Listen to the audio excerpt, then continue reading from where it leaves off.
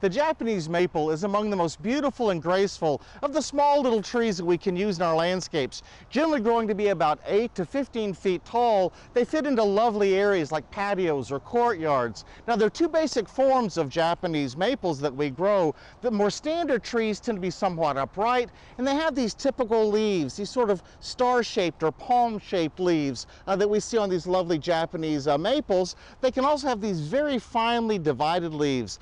This is the dissectum group, and these leaves are very finely divided or dissected into small parts, and they can also have this mounded low-growing growth habit with a sort of a weeping form, or a more upright growth habit as you see here. Now, this time of the year, Japanese maples just don't look their best. This is about as far south as we can grow them here in Louisiana, and the heat of our summer is really hard on them. There are two basic issues.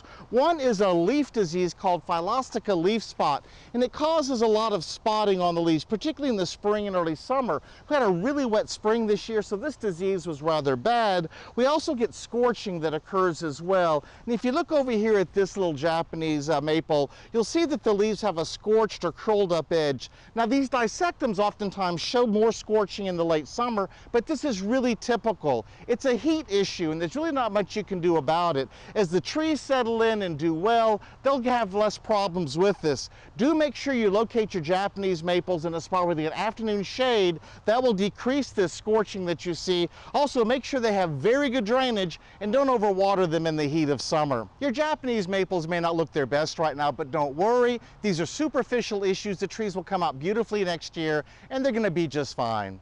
For Get It Growing, I'm Dan Gill with the LSU Ag Center.